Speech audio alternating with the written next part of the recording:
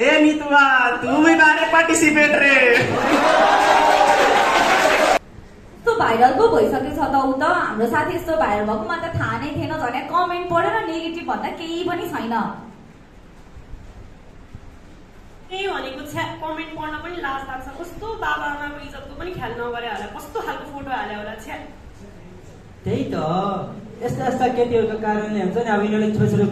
कपडा लाउने रे होइन यसरी फोटो पोस्ट गर्ने रे अनि केटाहरू यतिकै बदनाम हुन्छ क्या हो कि केटा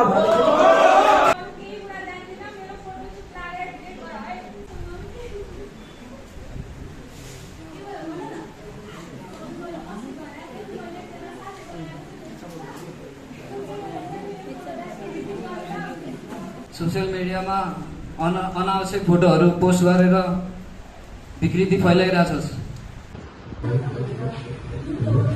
केही कुराको मतलब छैन रोएर टार्ने काम नगर है छोरी त यस्तो छोरी हुनुभन्दा त बरु सन्तानै नभएको ठिक थियो मऱ्यो भने सबै कुरा ठिक हुन्छ होला किन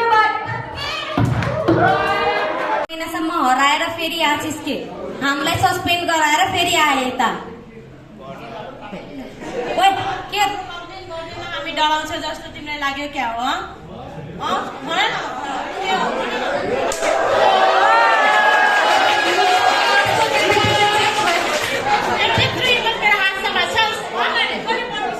आफू सिनियर भएर आफ्नो जुनियरले हेर्न लाज लाग्दैन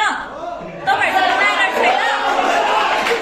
आफूभन्दा सानलाई कसरी ट्रिट गर्नुपर्छ भन्ने थाहा छैन ओ फेरि पनि हजुरहरूले यस्तो हर्कत देखाउनु भयो भने म सिधै प्रिन्सिपलमा फेरि कम्प्लेन गरिदिन्छु हाम्रो ड्रामा चाहिँ यति नै हो अनि स्पेसल थ्याङ्क यू चाहिँ आजको लागि हाम्रो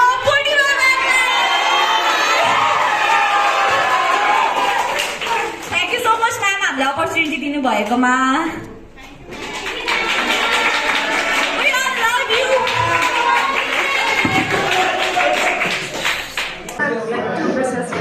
Thank you.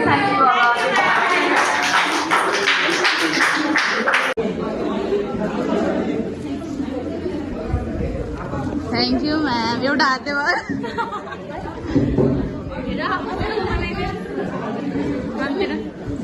साथीहरू हाम्रो ड्रामा सक्छ